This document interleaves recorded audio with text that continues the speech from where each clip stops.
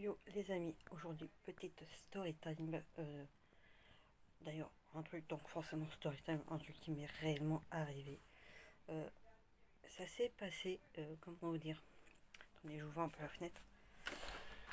Alors, c'est quelque chose qui s'est passé en fait en 2002, donc il y a 18 ans, aussi 18 ans. J'avais pas encore mes 22 ans, mais bon, vu que c'est au mois d'août et que je suis fin août, je pense qu'on peut arrondir. Euh, Ce mois-ci, en fait, j'avais pu avoir cette chance, en fait, de pouvoir travailler en emploi saisonnier, parce que bon, ça peut être plus ou moins dur. Euh, le truc qui était pratique aussi, c'est que, là, en fait, je savais que, en fait, c'était sûr que je travaillais, le fait que je postule, dans le sens où c'était en mode emploi saisonnier, en fait, mais parce que j'avais un parent qui travaillait dans ça, et bon, en renfort d'été et tout, du côté de l'institut médico-légal quand j'étais pas dans le truc et tout, mais j'étais plus étage au-dessus. Bon, on sait tous à quoi est rattaché le bordel, mais bon, j'étais pas non plus sur le terrain, c'était que dans les bureaux. Mais bon, c'était juste histoire de me faire aussi un petit peu d'argent. Et si c'était le laboratoire de toxicologie.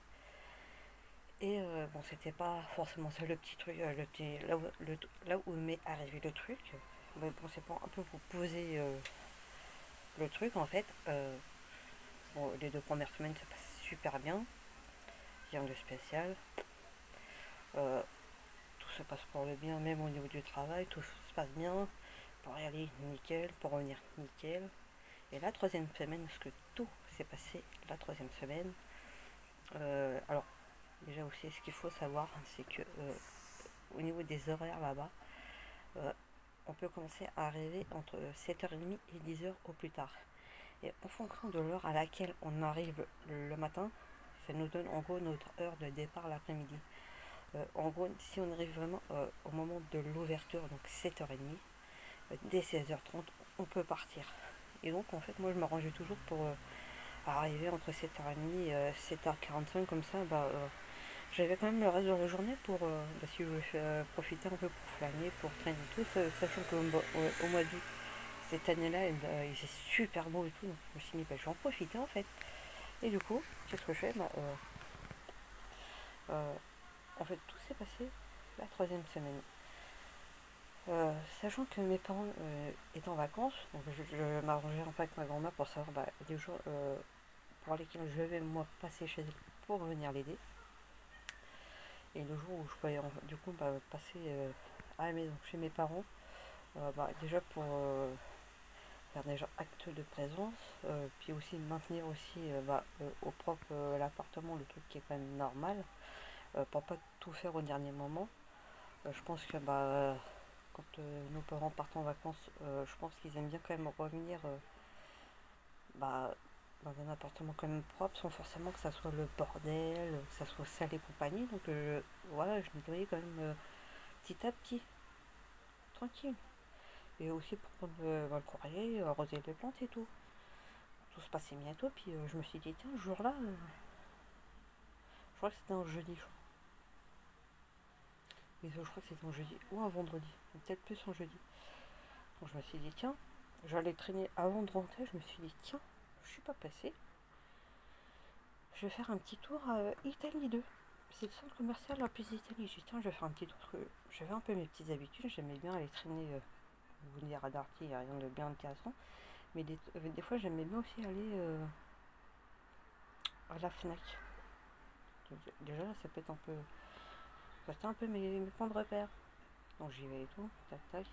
Au final, je trouve rien qui m'intéresse. Donc du coup, je vais pour rentrer, je me suis dit non, non, vas-y, il fait beau. Je vais pas prendre le bus. Enfin, le bus 57 qui m'aurait quand même déposé assez près. Je me suis dit non, je vais aller récupérer le 125. Du coup, il fallait que je marche un petit peu plus. Mais il m'aurait déposé beaucoup plus près. Allez, je me suis dit, ah vas-y, fais beau, je prends pas le 47, je vais marcher, c'est pas grave.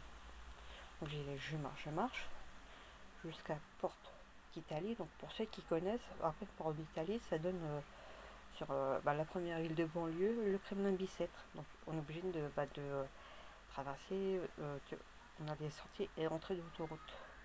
Donc pareil, pour ceux qui connaissent, on a la station essence, donc je passe devant. Après on doit éventuellement attendre ou non si c'est à nous ou pas de passer. Pour les piétons, je me suis dit c'est pas la peine, je vais devoir attendre. C'est aux voitures de passer. Donc j'attends. Jusque là, tout va bien. Et vous allez me dire, dans la rue, je suis pas toute seule, donc c'est quand même normal de voir des gens. Un monsieur attend, jusque là, tout va bien. Et à un moment donné, je me suis dit, à son comportement, quand j'ai tourné la tête, parce que de temps en temps, je me suis dit, je vais peut-être tourner la tête pour voir où on est du coup au niveau du feu, pour savoir si je peux traverser en sécurité, les gars. Je me suis dit, non, il va se passer un truc, ça n'a pas à louper. Il commence bonjour madame, bonjour, bonjour. Il insiste. À un moment donné, il me sort, vous pourriez être poli. Il me répond. Je lui dis déjà quand on est poli, vous voyez qu'on ne répond pas.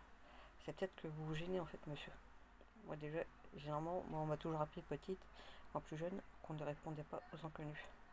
Si vous n'êtes pas capable à votre âge de comprendre que vous importunez les gens, c'est que vous avez peut-être un problème. Sachant que je tiens à rappeler que à ce moment-là, j'avais 22 ans. Le gars, parce que je ne l'ai pas précisé, donc en même temps, c'était pour un peu vous garder un peu de suspense. Le gars avait facilement l'âge à mon père, voire même limite plus. Beaucoup plus. Le mec avait facilement entre 55 et 60 ans. C'était pas du bonjour madame, juste un petit bonjour comme ça et tout. Non, non.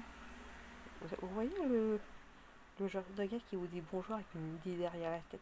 Oui, alors surtout que quand on me regarde, je ne casse pas trois pattes un canard. Hein, mais bon.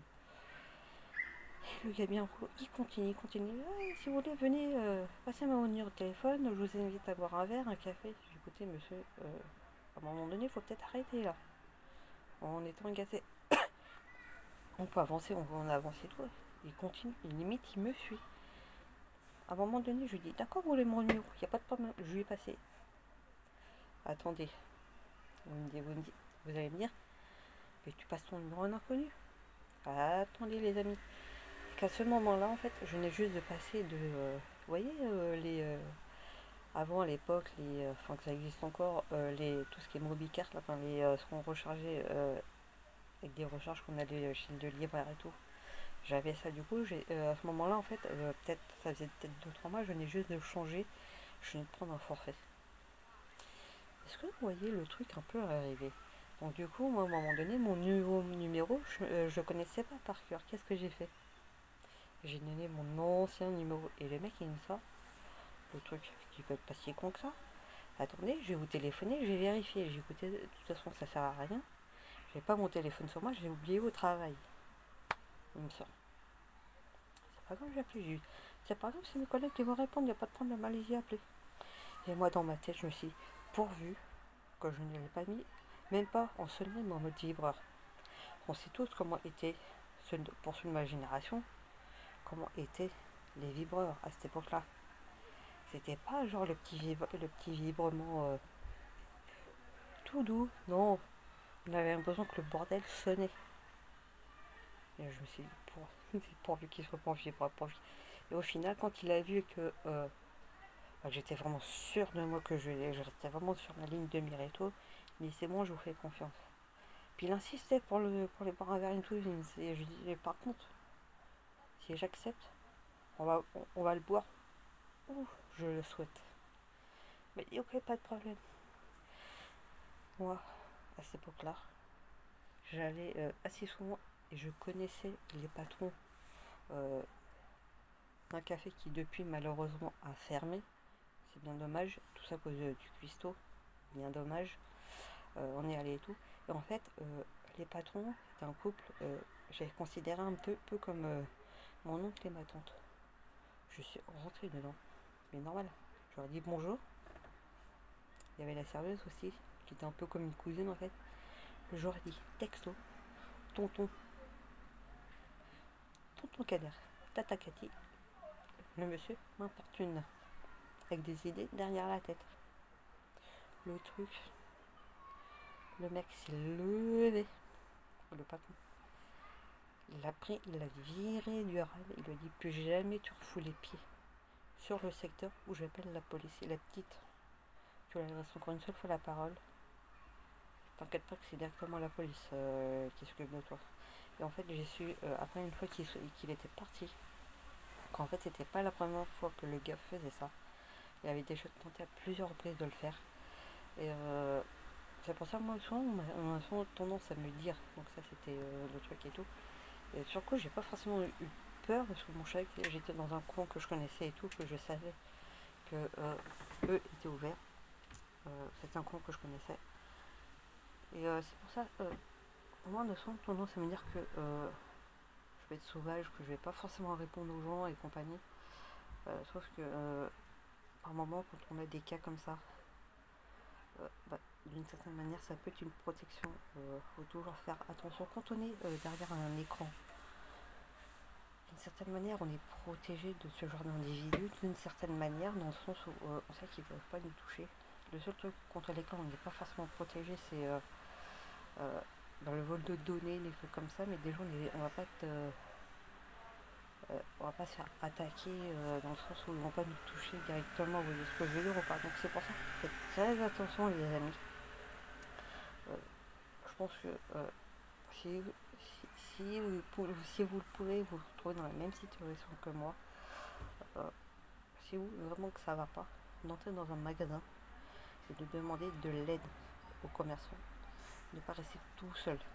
Et surtout, n'hésitez pas à liker, vous abonner et à partager la vidéo. N'hésitez pas à parler dans l'espace commentaire. A bientôt pour une nouvelle vidéo.